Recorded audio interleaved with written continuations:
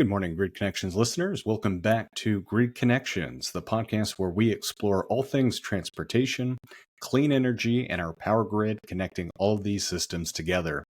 Today, we find out what's really behind the EV charger downtime that too many of us have been experiencing, and how do we, more importantly, fix it.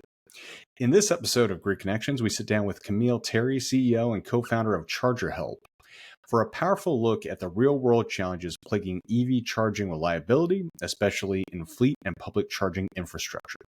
Kameale unpacks the hidden software interoperability issues that drive 90% of charger failures, the limitations of OCPP 1.6, and why early EV infrastructure business models unintentionally left reliability behind. She also reveals how ChargerHelp is using field service data to proactively solve these problems, delivering performance guarantees for the nation's most complex charging networks. You'll hear about how poor contract structures and bundled software costs broke early charge reliability, why fleets, not public stations, are driving innovation in uptime and service, what standards and accountability the industry urgently needs in 2025, along with the huge opportunity for parking operators and rideshare platforms to fill reliability gaps. If you're interested in fleet electrification, EV infrastructure, or the business model shaping our clean transportation future, this episode is a must listen. Don't forget to share this episode with at least one colleague or friend who's curious about the future of electric vehicle charging. If you enjoyed this episode, please leave us a 5-star review on your favorite podcast platform. It really does help others discover Grid Connections and help us continue to bring on more guests like you will be listening to today. And sign up for our new newsletter using the link in the show notes to stay ahead of the curve on electric vehicle trends and insights. As a reminder, this week kicks off the Electric Vehicle Charging Summit and Expo in Las Vegas, which I will be at along with many others in the space. Please reach out to us either on our social media, or you can even send me an email at chase@connectingthegrid.com. Plus, our new consulting website just went live, which we'll have much more about in the coming weeks, but you can check that out at gridconnections.co. With that, enjoy.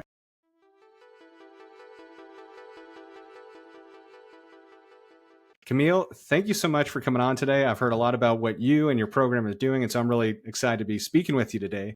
But for anyone that might not be familiar, can you just share a little bit about yourself, how you got involved with the space, and what ChargerHelp is aiming to do? Sure. Well, one, thanks for having me.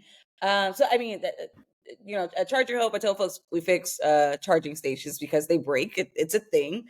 And then the part that's, they say about 30% of the current infrastructure can be found broken at any given time. We see about 90% of those issues being like software interoperability issues. And so I kind of like cut my teeth in this industry about 10 years ago at a company that was making software for charging stations.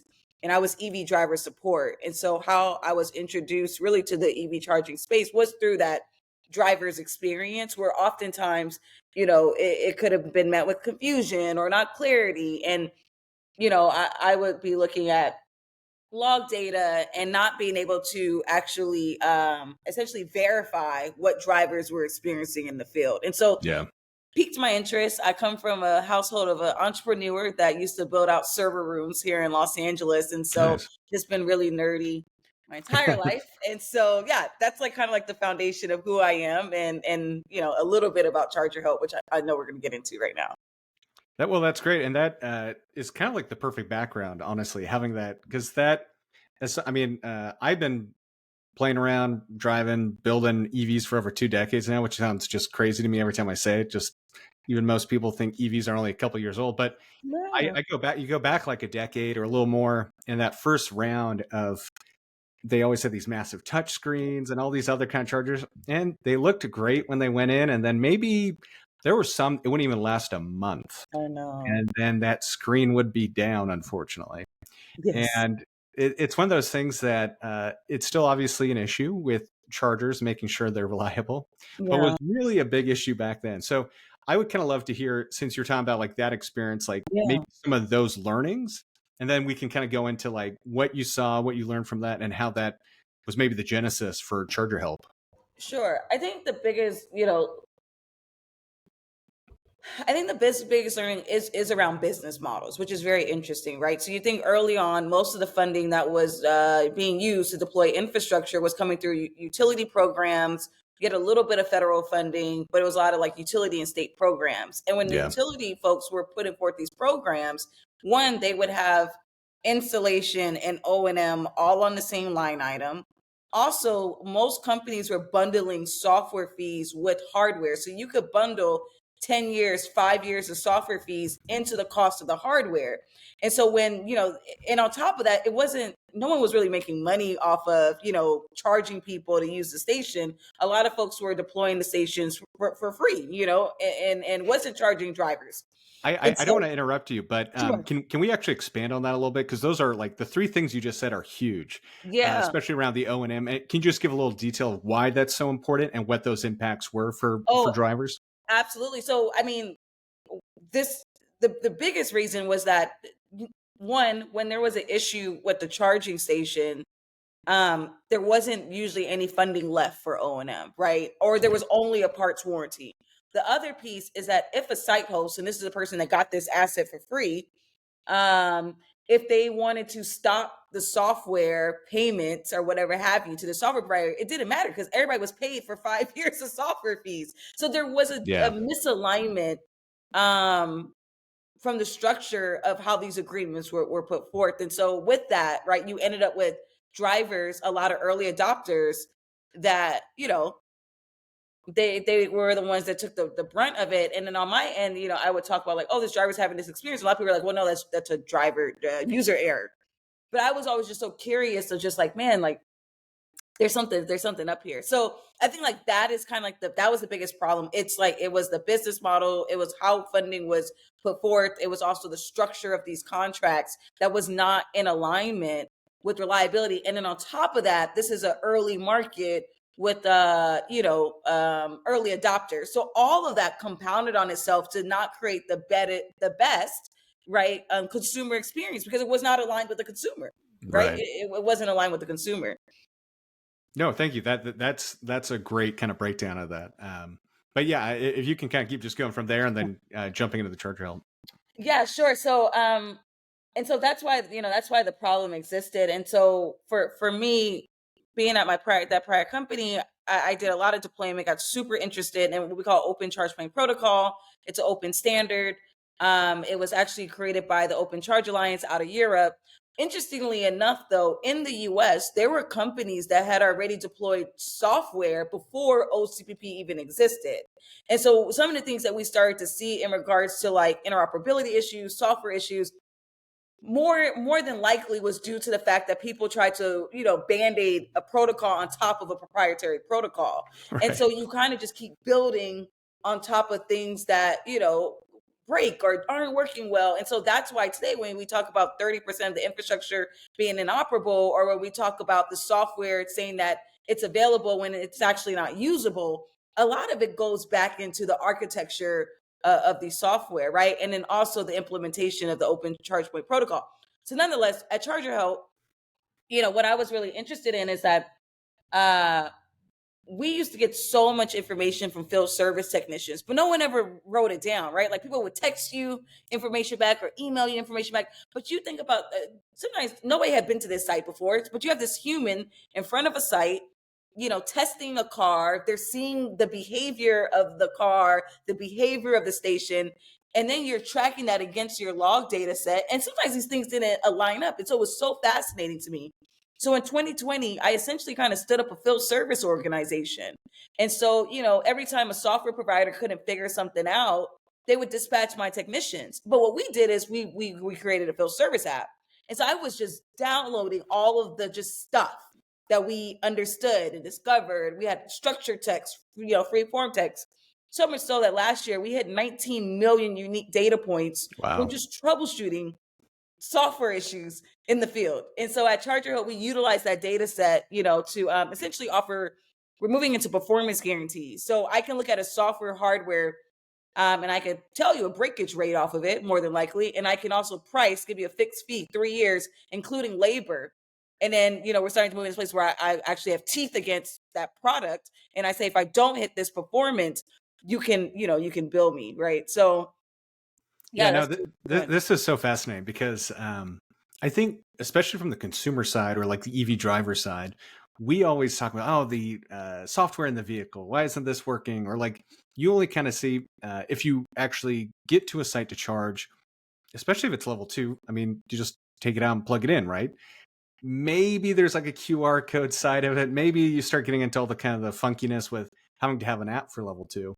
But especially once you start to get like DC fast charging, there will be these touch screens and all this stuff. And that unto itself is its own kind of like, as you're talking about, like, seems like it can be easy to blame the user for the error versus the actual hardware design and implementation of how the software plays into it. But what most EV drivers, so they might go in and I'll just throw one out there. You go out there, you plug, and it shows that it's derated. Well, as an EV driver, that's a terrible experience, and you don't really know why.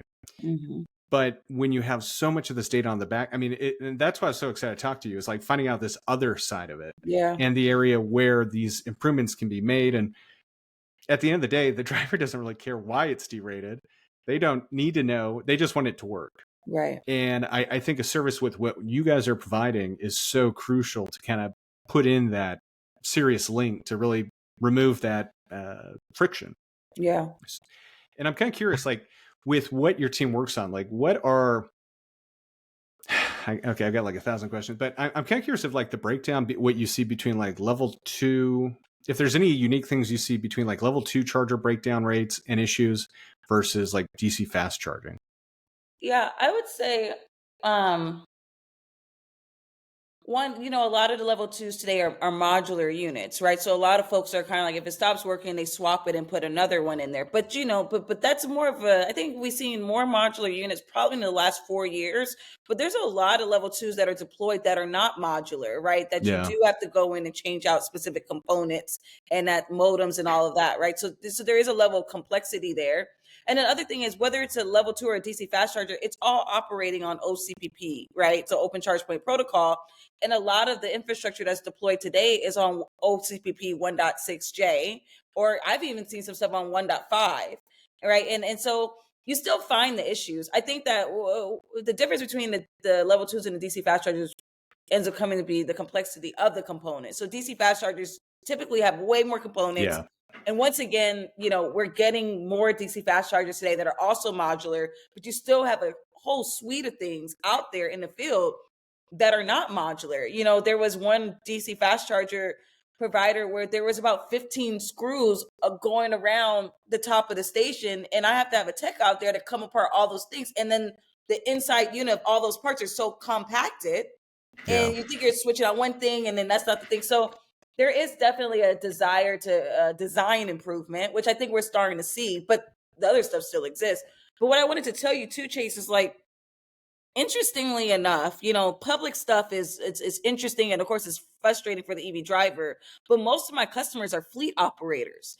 And so you have these people where, they're investing in electric vehicles because they're banking on, this reduction in the total cost of ownership from a gas petroleum vehicle. But then come to find out they can't roll their truck or whatever have you because they have a software interoperability issue. And then you couple load management software on top of that, it gets real funky real fast. And so that's really where, I think that's really where we've sat more in, because I tried to do so much stuff with the public charging, but nobody wants to pay. Right? There's no funding for it. And usually a site host would just rip out the station before they would try to put a warranty on it. That it pains me to hear that, but that is unfortunately the world we still live in, and is so true. You just brought a lot more really interesting things to cover. But I guess kind of just to follow up on that, like, let's say if someone's listening and they want to be a site host, or what if, because I want to get into the fleet stuff, but what if they are looking to have a charger spot? Like, what are recommendations you have for those kinds of people to make sure to avoid or to best guarantee the most successful and like longest best chance for these level 2 chargers, or even a DC fast charger to go in if they're like a business or something? Absolutely. I mean, the first thing, so we last year I put out a report called the EV Charging Reliability Report. So I anonymized all my data. I put out all my data against the recommendation of my investors, but I did it. So I would actually start with that report just so you could get an understanding what has been the lay of the land, because that will allow you to ask the right questions when you're chatting with software providers and hardware providers, right? So that's one. The other piece that I would make sure that you really understand is your master service agreement and what type of warranty you're actually getting. So oftentimes with a lot of the programs, they'll give you parts warranty, right? But we see that so much of the issues is not necessarily directly related to parts, it's more software comms issue. So I would really ask that software provider, whoever is, or the reseller, whoever you're buying the infrastructure from, how do you deal when there's a software problem? Do you, software provider, have a service level agreement with the hardware provider? Because what Yeah. a lot of folks may not know is that most of this infrastructure is not vertically integrated, right? Right. The person you're buying the station from could by chance not make the software that your customers are interacting with, or even the hardware. And recently I've actually found out that there's hardware people out there that don't make their own firmware. So Yeah. you have like three lines of people that technically have to like properly work together in order to ensure reliability. So I would just get very clear on that. And then the last piece is really having, I've been telling like industry and folks too, like, I think we need teeth. Like, okay, you're going to promise me 97% uptime. If you don't hit it, then what? Yeah. Put some penalties in those master service agreements, because you're putting up capital in order to deploy this infrastructure, and folks need to start, acting accordingly and really putting the consumer first. No, that's great, and I think that I think that's a great way to look at it, because I've seen this not just in the electric vehicle space. There's a truth to this also, like in solar, where people are just so excited to have the technology. They're just like, okay, whatever. They Right. just want it in. And then you kind of run into these unfortunate, like long-term or kind of long tail problems that could have been solved up front with like a strong MSA to make sure you have not only the technology you want, but it ensures that it'll be successful for a long time. So let's kind of flip over to the fleet side of stuff and the Mhm. TCO around that. So what? Let's say I'm a fleet operator and I'm coming to you, Kameale, and I'm just like, okay, I'm going to do it. I have a mandate from my boss or whatever, whether the person's bought in or not. I need to flip over to EVs. Mhm. I guess maybe one part would be just, I think probably most of our listeners know already, but maybe we should just start with the advantages of going to an electrified fleet, and then kind of step into like what that ideal process looks like to implement. I think diversification of like energy sources is very helpful. So I mean that I don't think we're ever gonna get to a day where everything is EVs, and I don't think we have to, right? But I do think like right there we need more advancement in Yeah. petroleum. Like we can't continue to operate petroleum that we are today with the level of emissions and inefficiencies there. Like we're gonna die from pollution. So there has to be I think that we have to start looking at a balance. So I think like that's one, right? Like whether you believe in Yeah. climate change or whatever, it's very clear that this type of you know, this type of energy source causes emissions. So why not find one that doesn't, right? And you Yeah. can balance it out. So I think that that's one thing. I think the other piece too is that we find time and time again that electric vehicles are just a superior experience, point blank, period. Like from whether it is the technology that you're able to integrate in now into this like vehicle, whether it is switching over to autonomous, at some point, and just overall total cost of ownership, it's just a better experience, especially as battery, pricing and things like that come down and make cheaper. So that's that's that. No, totally. And I think like there's even like a dark side to it where I'm just like, even if you don't want to believe about the climate change or the environmental Yeah. thing, let's say hell, they even polluted more for some reason. The total cost of ownership and the financials of it are so hard to So ignore hard. that Exactly. it does. And I agree with you. I think there's probably some extreme cases where some things may still be like even run on natural gas or something.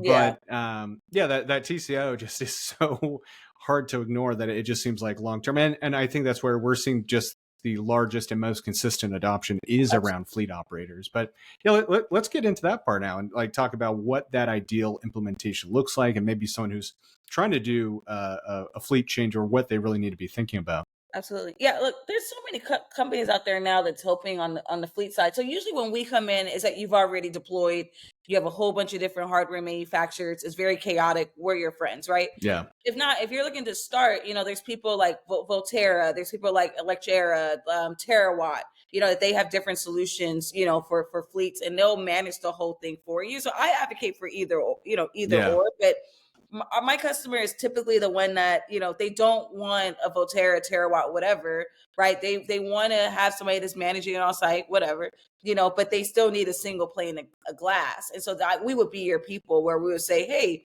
you have multiple hardware providers, multiple software providers, you have a load management system. You don't have to operate in all of those different systems. We'll give you a single pane of glass. And then we're also offering this performance guarantee. So that's where we would come in. But I think it is important for people to know there are these alternatives out there where there's like charging as a service or fleet as a service where they're just bringing the whole thing in, which I think is helpful. It's a helpful solution. We have to have multiple solutions in this industry. And we can't think that just one thing is going to rule all things, like people should have choice. For sure. And I think that's a great call out because there are some industries that a CapEx versus OpEx right. Have different kind of business models, and that plays into their balance sheet in the own way. So I think that's a great call out. Having these different models is beneficial to get to the same end goal. Yeah. Would you say kind of the ideal, like it sounds like from what you're saying versus like a large company going to one of those companies you mentioned versus like ChargerHelp, are you seeing like majority of the businesses and fleets you're kind of working with are kind of like smaller to medium, and so you're a good service that they can kind of, since they don't maybe have the ability or they don't want to have all of this internally, they might have like one maintenance or some sort of like fleet person, and then you're kind of the level of having that glass, having that visibility into it to kind of help support them and give them the tools and knowledge they need to execute and make the decisions.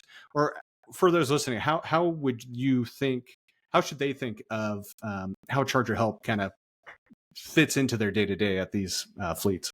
Sure. Yeah. So we've seen more like medium and larger businesses where they don't want to put all their eggs in one basket, Gotcha. right? Okay. And so, yeah, they put out an That makes RFP sense. for multiple, I don't know if we have any customers, small fleets, but I'll take them.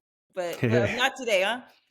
Well, Yeah. I know you had a wide range, and I didn't mean it like that was, but it sounds, it's an interesting model to what you're talking about, where it's like Yeah. maybe they're starting at a pilot program level or some. It does. Do you see many that are just like, we're going all in? It seems like they're probably going to phase it in at least. Well, so I mean, like for our customer base, they're usually folks that went all in early.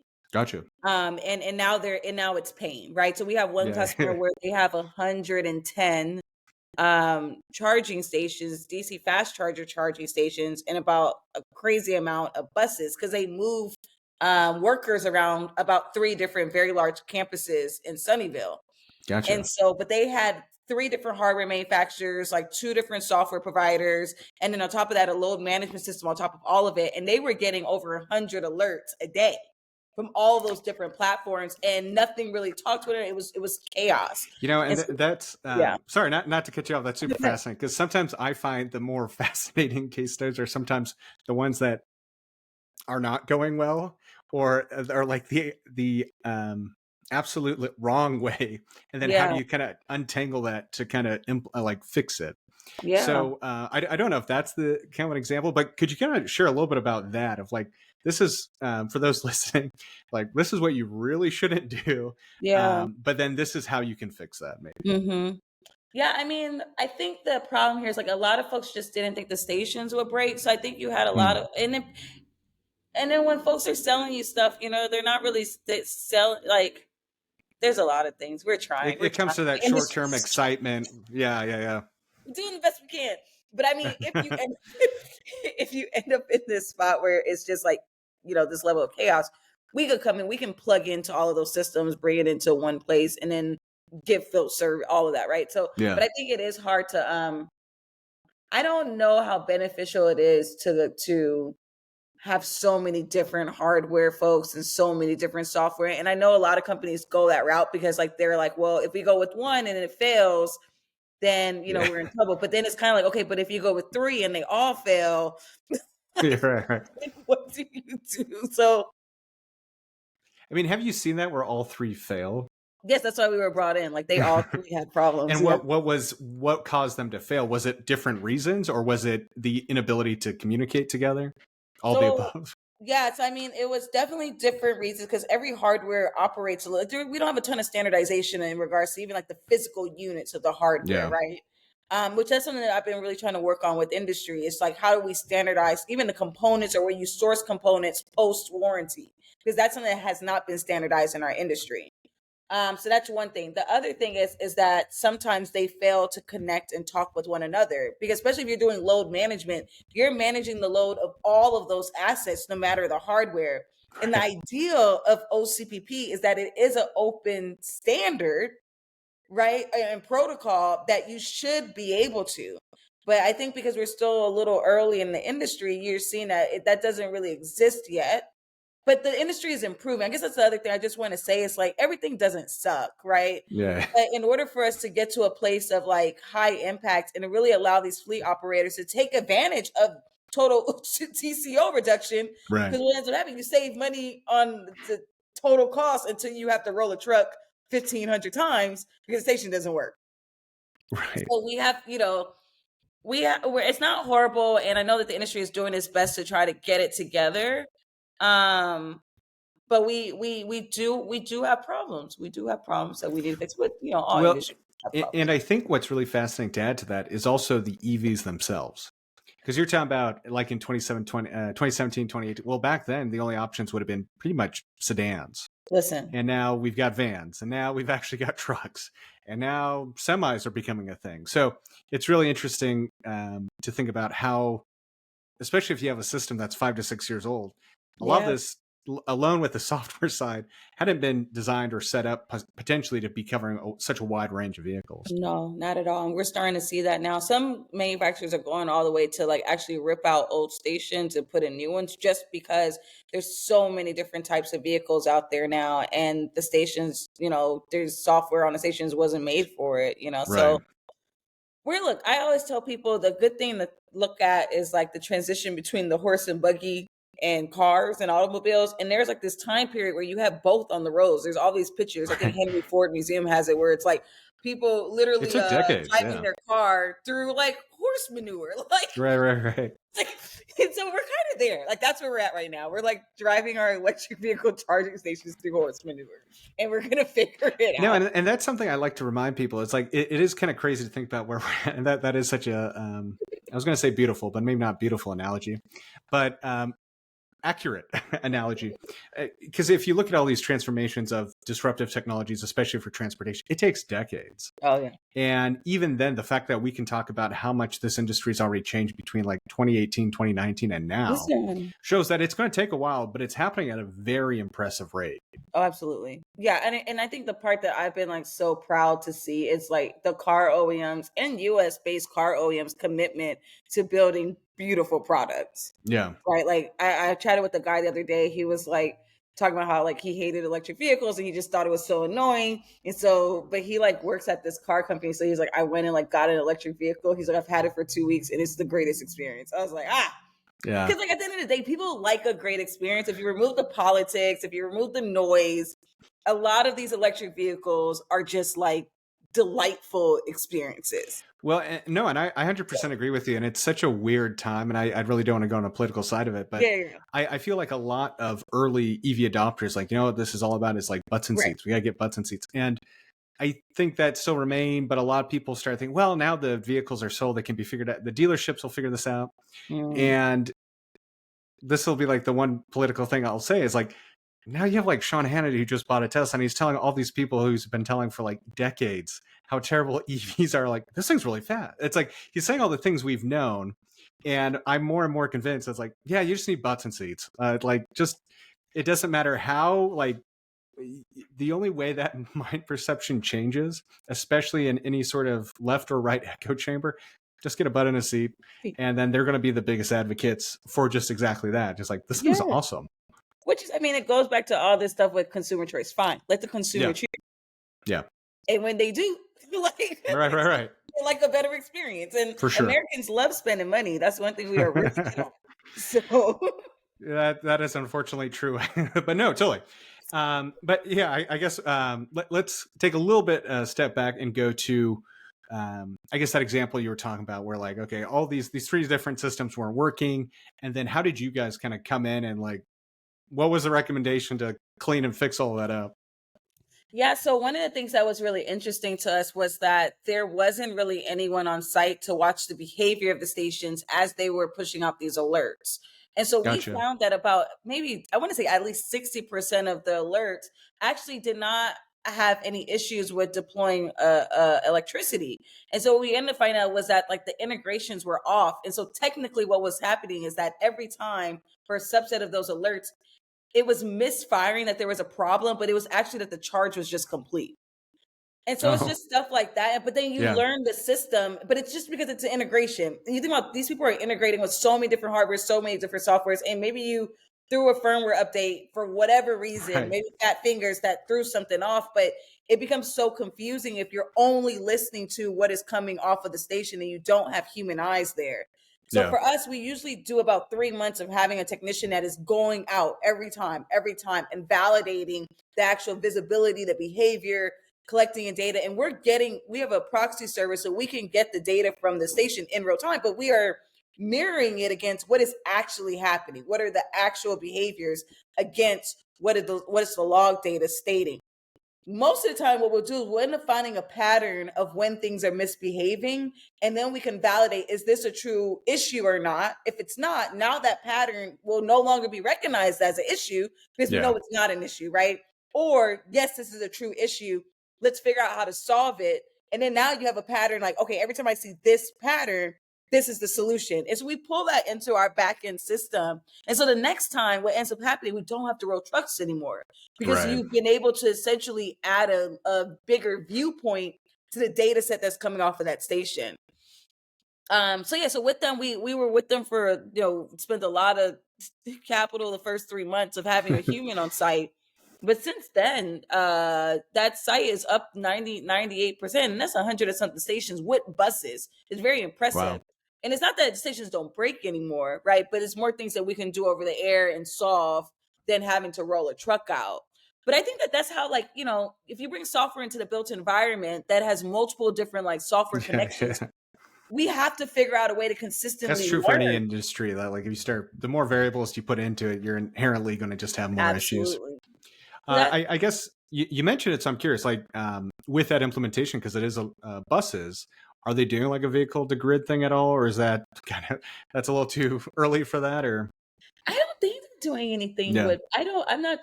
Look, because I don't even know if that utility is doing or anything like that yet. I mean, it's so many buses, which I'm just like, right.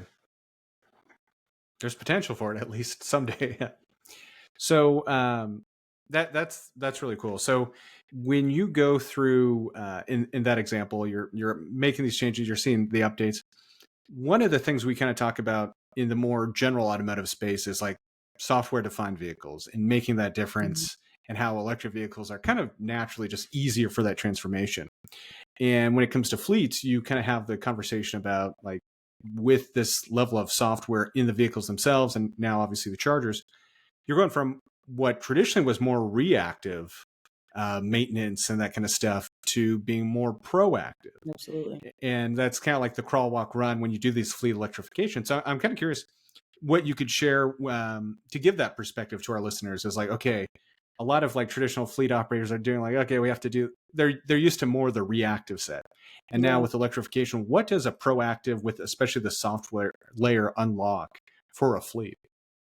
I mean, at least from like a preventative maintenance perspective, like it's a couple of things that are really cool. Like one, because a lot of stuff is starting to have sensors, and so you can really start knowing what your maintenance cost is going to be for the year, and like what's kind of like they have kind of like a whisper before it breaks, right? So you Yeah, can study things enough to know like, okay, I'm gonna have to swap this thing out at this time period. And there's some things that we've gotten really really good at. So I think like that's like really helpful. And then the other part, the same thing too, in regards to like behavioral issues, you can start picking up like, oh, I think there's something going on with the station. Most of the time, it's like post a firmware update.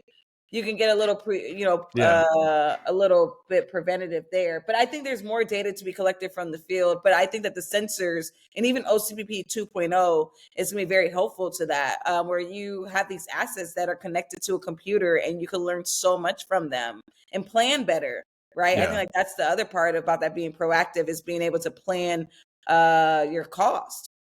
Right. I think that's a great call out because like that is what it's unlocking is like you're saying, well, if you know there's this upcoming maintenance, now you can bring that system down proactively, Right. work on it versus like it's supposed to be doing its thing and now it's actually bringing down more resources or at least not allowing them to do what they need to do during the work time. And that Yes. has the additional cost overruns and unexpected costs associated with that. So Yes. I think that into itself is a pretty cool layer. And one of the things that I try to talk to with a lot of fleets, like this is like, I know it's probably going to be some short-term pain, but this is the end goal. And this is actually a pretty realistic end goal. Absolutely. And I think, I don't want to like poo-poo on vehicle to grid and stuff, but I think sometimes people get like really, they sell the vision of like, oh, you could have all this stuff. And I think that's really cool. But Yeah. that's such a far advanced thing. And there's so many of these like lower, more immediate wins that you can unlock with fleet electrification to really focus on that are pretty easy to accomplish. And I think is really what a lot of people are interested in. I want to go back to a couple of things you said, though, Yeah. just around the industry and things that could be improved. So Yeah. one was like standard. So I'd love to hear what you kind of think about that. But just in general, what are some of the things, especially maybe on more on the charger hardware side, that you would like to kind of just see become more common or like be more universal? And then maybe we can get into the standard specifically. Yeah, I mean, look, at the end, I always tread lightly here because I understand everybody's running their own business, and a lot of these guys that run these companies, I know them and they're good friends of mine. But the thing that I wonder, like, will we ever get to a place where there's just like it's a standard store that we can get like parts from? And today, like I was saying earlier, That's a it great gets point. so frustrating with DC fast chargers. Where like we have some of our customers that have 4 or 5 different DC fast chargers that are out of warranty, out of parts warranty. And these units are so expensive. So are we supposed to swap all of them out? But there's nowhere you can go to get like a transmission or a brake Yeah. pad, right? Like Right. these things do not, exist in the EV charging space. And I wonder, to the question to the industry is like, can we scale like that, right? And That's a great point. and help me to understand how we Yeah. scale like that. Because if you show me the way, I will be bought in. But my thought is that we can't. And Right. so with that, what are we going to do right now in regards to the components, the hardware components, in order to allow for scalability? Right. And then that opens up a whole business opportunity. Then who sells those, aftermarket components? So that's one. The other part is certification. Like today, I have 17 W-2 technicians, and then we partner with Al and Spatco. And we have to pay to get their technicians and our technicians certified on every different hardware. Yeah. Like how is that scalable, right? Like every time you do something new to the hardware, I'm paying a fee for every different hardware. I just ask again, like if you think it's scalable, then explain to me how, right? But I don't think it is. So those things, and then the last piece, we've seen this a lot with OCPP 1.6 right now with Shell Recharge announced like their disinvestment in some areas. You had NLX fail the other day, Yeah. or get bought or whatever have you, and you can't actually switch things over the air, right? Like it's very hard. It is not easy, right? Because of either the implementation of OCPP or because the hardware provider won't allow you to do it on your own, whatever it is. Like, how do we want to approach this as an industry? Or if you think that the way that we're doing it is fine, explain to me how. Yeah. Only Why is that yeah, acceptable? Yeah. right. I mean, just like that. So those are kind of like the things that have been really, really big to me because here, like at ChargerHelp, we sit at the end of this essentially connection of rivers, and so all the junk, ends up on us and other companies like us. And so I'm saying, like, okay, let me take this junk and help you to understand because I don't think it has to be like this. And I Yeah. think the reason why this is important is that it's the customers that feel the pain. It's not Right. ChargerHelp. It's the customers that's annoyed. They're annoyed with me and they're annoyed with you too. So like, Yeah. Yeah. how do we fix this? Well, Yeah. and it's just those kinds of things. I mean, I think NLX, that example, is a great point where it's just like it kind of takes the industry a step back because then there's all these negative headlines about it, and it just creates a really bad experience for those who have made that investment. But that's really interesting about the parts too, because I think you're totally right that it's not like you can go to a Plaid Electric and just get a spare CCS handle or something to just like swap it in like that. And that's Or really even what a it needs to get to. motherboard. Yeah, or Exactly. like Oh mold, yeah, yeah, yeah. mold them. I'm talking about like those core components, the stuff that breaks like all the Yeah, time. it's true. Yeah. The actual, you're right, the actual things that break. But no, totally. And I think I want to get a little bit more still into standards, but I mean, who are the industry groups, or are there any that you're seeing as like maybe you, ChargerHelp, and the other manufacturers really need to kind of work with or get together to kind of help push this to be these kind of more interchangeable ways to go about Yeah. billing, or figuring out how this supply chain builds to meet those issues. No, I think we really need one. You know, we had one with the ChargeX consortium, Yeah. that was put on by the joint office, and I know that they John Smart, I believe, ran that, and I know they did some incredible things there. Right, they came up. So one of the biggest issues in our industry, you know, first was that we didn't have standardization around error codes. In Yeah. OCPP, there was only like 10 required error codes. The others were optional. But then the industry got together and they came up with additional error codes. They produced a white paper, but they produced a white paper, but no one agreed that they were going to implement what was in the white paper. So we don't really have it, you know. I mean, I sit on the board with the Alliance for Transportation Electrification, and that's led by Phil Jones, and I think ATE could be that, right? Yeah. And I've been chatting a lot with the Open Charge Alliance if they could be that. But what would be really cool if we had, you know, a private entity that was funding was put together by the private entities, right? That did something that the ChargeX consortium did, which was bringing industry together to actually underneath the technical house to solve real problems. I think the next step would be is like, yeah, white paper is great, but like if the industry is all contributing to this one organization and they put in the capital, could they then say, all right, we're all agreeing, we're all implementing this by X date? Yeah. I feel like that's what we're That's a good missing point. here. Yeah, and the Wi-Fi Association did stuff like that for themselves. I know computing is like this isn't.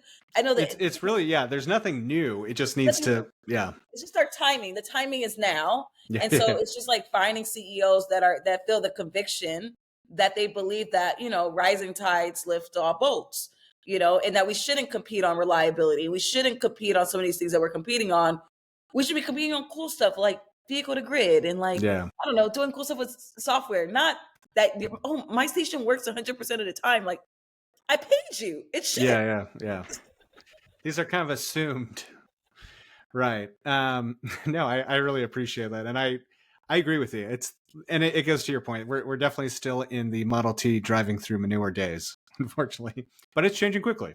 Yeah, no, I think we have to figure it out this year. There's no Yeah. way we can go into next year with the problems of today. No, Like, I it's just, agree. it would be ridiculous. Yeah. With, I guess following up on that, are there any other kind of standards you'd like to see that kind of go around this? Yeah, I mean, I think I've really been pushing the Open Charge Alliance. I know that there's like self certification and like I know they have tools and stuff, but I just think that we probably need to be a little bit more stringent, or even figure out what are we going to do about 1.6, because most RFPs, right? They say that you have to be 2.0 capable. There's no requirement of 2.0. Nobody's forcing people to go to 2.0, but we're feeling pains of 1.6 right now. And Yeah. so if we're feeling pains of 1.6 right now, how do we solve that? Like, what is the mechanism? We can't, because people could just be like, well, they just need to switch to 2.0. And I'm just like, they just in the word of just, Right. it's not The happening. forcing function of it. Yeah. Yeah, it's like how, yeah, so it's not happening. So what do we do with what we have right now? And that's the part that I would love more thought leadership on, is like, or are we going to force everyone to go to 2.0? People have already paid for these stations. Some of the stations you would have to swap out, you know, in order to go to 2.0. So like, how do we solve the problem that we have right now? Understanding that yes, 2.0 is supposed to be better, which I don't, you know, I'm a believer of many things. I could Yeah. believe, Yeah. but it's just like we're in 1.6 right now. Yeah. The reality is, yeah, I guess, it is really fascinating, this conversation, because these are all things you've seen in other industries, especially like the tech realm, where it's like the API 1 versus API 2. Yes. And you just, at some point, you have to kind of like make it uncomfortable for people and push them to go to that version 2. But going, I guess, for just in case anyone's listening and they're not familiar with obviously the 1.6 versus 2, I think we have normally a techie listener group, but they may not know this tech. So if there's just at a high level, like some of the things as to what the issue is with 1.6, and then what you're so excited with 2.0 is. Sure. And then I guess the levels that, open charge point protocol, it's a messaging protocol, right? And Right. so it's communication protocol. Um, and so how I've heard it best explained, and I don't know who to give credit to this, but I've heard it a lot, is that the implementation of 1.6 is kind of like when people say hi in different parts of the world and parts of the United States. So like I'm saying Howdy hi, versus hi right? versus, yeah. Texas might say howdy. This Yeah. person might say what's up. This person might say what's going on. Even though, like, technically, we are all giving a Saying this. greeting of Yeah. Yeah. how all of us do it. We're not in our industry in 1.6 at least. No one said that. No, you can't say howdy. You can't say what's up. You got to say hi. Right. And so that's what we've seen. Like that, even though there is a protocol and like a standard per se, there's not There's specification. different dialects that we need to kind of There's figure out. different Yeah. dialects. And when we find these problems, stuff failing, it becomes a needle in the haystack because it's like technically you are doing a greeting, but the way that you did that greeting for whatever reason, Right. person over I here don't don't understand recognize it. sup. Right. I only recognize hey or Yes. something. Yeah. Yeah. So and apparently OCPP 2.0, this all goes away and this, everything in sunshine, green flowers. But I have not found, and this I keep telling people, I was on a podcast yesterday. I was like, look, if you have a 2.0 station that's deployed out there right now, let me know. I will personally go because I personally don't know if any deployed in the ground, turned on, energized 2.0 stations today. To prove me wrong, Yeah. hit me up on the LinkedIn, send me the address.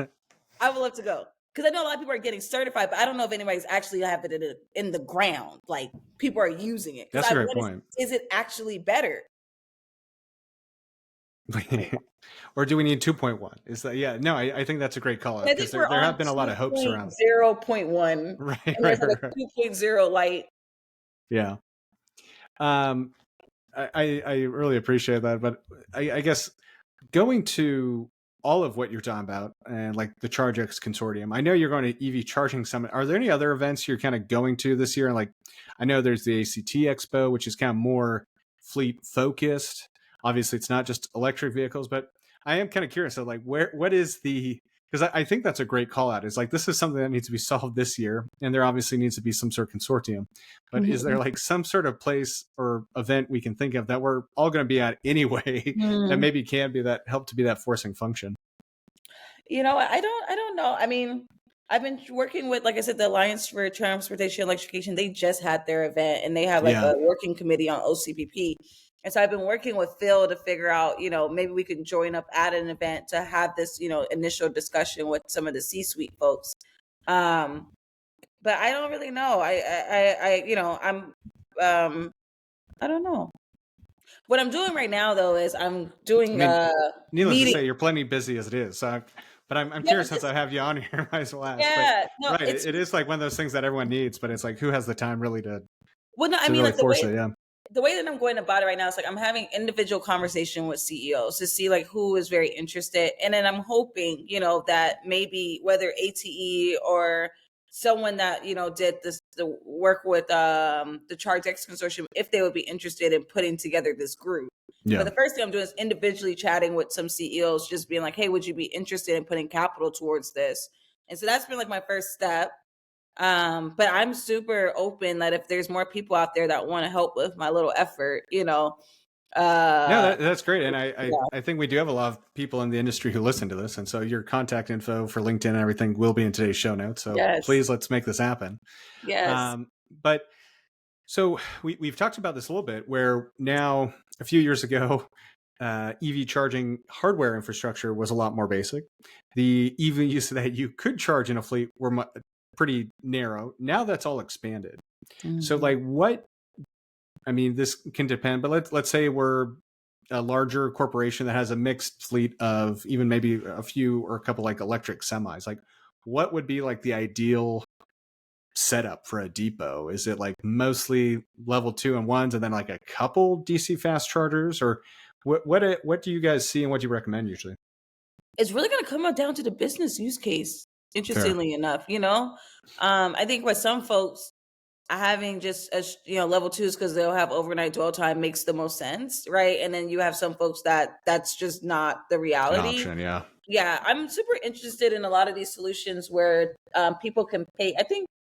Oh, I feel like Voltaire, Terroir, and what's the other one? Electric. They all kind of blend in my head a bit, but whatever ones, there's some of these ones where you have a shared depot, and I thought that was really interesting, like using existing infrastructure. And if you have a smaller fleet, you can use some of the level twos or the DC fast chargers, and it's like a part of their service. I think that's really cool.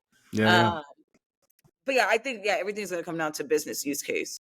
Gotcha. So that's great though. Can you share like a few examples of like this? Because I think the 12 times a great call out. Yeah, Like what makes those differences? But for those listening, like just give a few examples of sure. what those different ones are.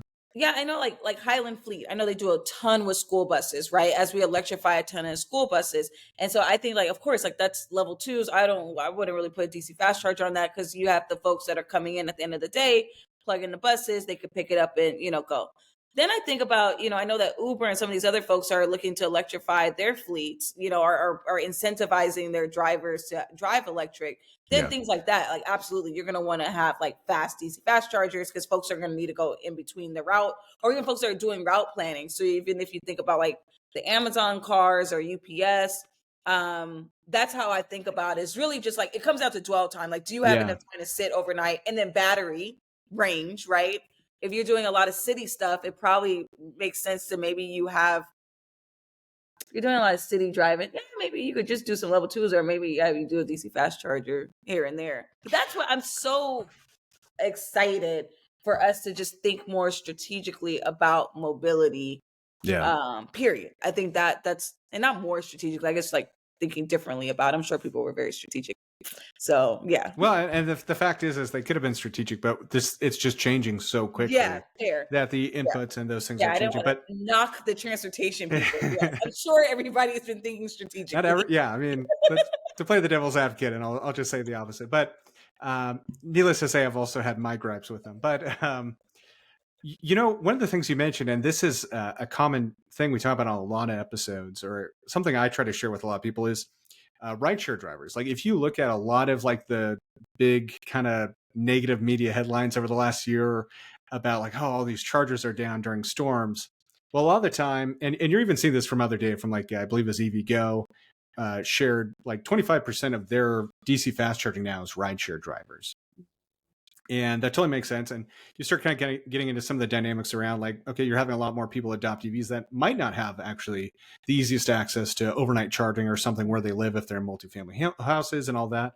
And so one of the things I kind of bring up is like, this isn't an issue for taxis, traditional combustion taxis. They're not, I mean, occasionally some of it, they might have a gas car and they might go to like some gas stations. And obviously filling up the gas versus charging, still a delta in time, but a lot of the time you go to like the Pacific gas, there are specific commercial gas stations that they go to majority of the time, whether it's owned by the taxi operator or it's just like I said, I think Pacific Gas or whatever it's called, that's purely for commercial vehicles. Yeah. And have you seen, or are you seeing any conversations? I know like there's been rumblings about Uber and some of these others about having their own for rideshare drivers. Like, have you had conversations around that and what that kind of framing of the conversation has been? I have not heard anything about that, and it's so funny because I feel like Uber specifically, I feel like they've been peeking into the industry for a long period of time. That's a good point. It's been kind of like and one of the guys from Uber that I used to connect with, he actually went and started his own company now. So, but I know that they're doing some more. They've been doing some. I know that they've been doing some investments, but I mean, like that's really interesting. The other thing that's kind of tied to that is a little interesting that came out the other day was LAZ, the parking folks, I believe, announced like 60,000 charging stations with Epic Charging. And so even with these parking stations, like it would be interesting to see, like, is there collaboration in that, right? Like, with the Uber and like a parking lot, like could a parking, because Revel is kind of like that. Where I know that's what I was going to say. There are some. And so like Revel. And then what's really interesting is the autonomous EV car companies like Waymo do have their own more or less like part or lots that these cars go back to charge for a little bit and then they go back and do more runs. So I mean, between the the alleged autonomous vehicles that will be flooding our roads over the next couple of years, and traditional rideshare drivers, it just seems like there is still, and I don't know if that's who plays into that real estate and capital investment to start making these more commercial electric charging more common. I think it could be a very interesting play for the parking folks. Yeah, that's a good point. You know what I mean? Like it could be. We're part of the International Parking Association, and so much of what they're doing this year is around O&M and reliability. And you just think about how much more capital if we could really get reliability and charging down, and people really adopt. Like that's an interesting play for parking folks. Well, there's actually that is huge. That could be a podcast unto itself, because you have some really interesting things that start happening, especially if you have a good, reliable, not just charging infrastructure, but software layer. Yes. So it's like, I've got parking garage A. It's actually maxed out for the day, but with just people come in the city working, but I own parking garage B and it's at like 70%. And you can send people there to kind of increase that state, but closer to 100. Look, I've never used to, so I do like a lot of like I live in LA and I do a lot of like day trips like SF or whatever. And I used to like just catch an Uber, but now because the LAX, they have charging, I don't have charging at my house. Yeah. And so now I'm paying, and it's kind of crazy because I'm paying for parking at LAX, but I'm also charging my car, which I appreciate for on a day trip. But I would have never parked my car in there if they didn't have charging stations. Yeah. Which is so, in those parking spots for charging at LAX, there's like 2 floors, but they're always full. Oh, for sure. Cars. And I'm interested to understand like what people have parked their car there, you know, people that are doing these day trips up, like if it didn't have charging. Yeah, and I'm also no, that is a really interesting point, because I live up in Oregon, so I'm flying out of PDX quite a bit, and they don't have that many chargers yet, at least, but they have a good chunk of them, especially in the short term kind of day trip area. And even then, they are always, I've never been able to use it. And majority of the time, it's not like I need to, but it just, that also kind of goes back to the difference of like, you know, honestly, in a lot of, even a level 1 would be something, especially if you get to like a multi-day thing. Yeah. But yeah, I think that's a really interesting thing to think about, especially if you are in the parking space anyway. I mean, your whole business model is just to have people parking. And the way you can maximize that is, sure, it'd be an upfront cost, but sometimes it doesn't even need to be, especially if you can make a deal with like a Waymo or someone else. You already have the real estate. Maybe they chip in some of the CapEx for that upgrade. Or even like for the Uber drivers, like you were saying, like, is it just like this, location is just for Uber drivers to charge? Like, I think that's so smart. Somebody's gonna come up with that business idea. You guys should all give Chase 10% if you. Yeah, thank you. No, I know. The more I think about it, I was like, oh, maybe I should do this.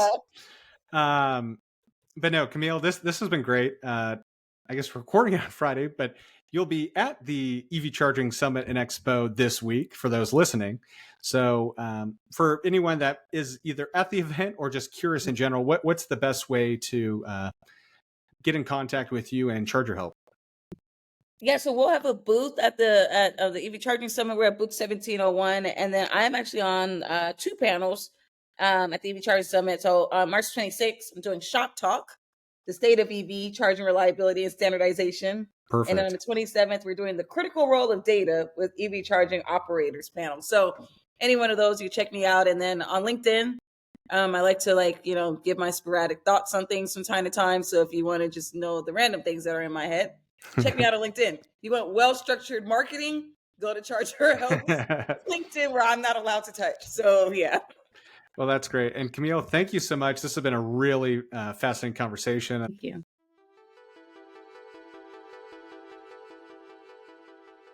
That's a wrap on today's conversation with Kameale Terry, CEO of ChargerHelp.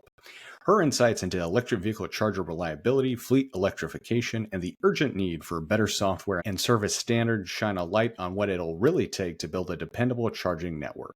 If you learned something new today or had a few aha moments, help us keep the conversation going. Please share this episode with one person who cares about the future of electric vehicles and charging infrastructure as well. You can also leave a quick review on your favorite podcast platform. It helps more listeners discover Grid Connections. And don't forget to subscribe to our newsletter using the link in the show notes to stay plugged into the latest in clean transportation, energy, and EV policy. Plus, if you'll be at the Electric Vehicle Charging Summit and Expo in Las Vegas this week, please let me know. I will be there along with many others in the space and looking forward to the conversations with everyone there. So with that, thanks again. And until next week, this is the Grid Connections podcast signing off.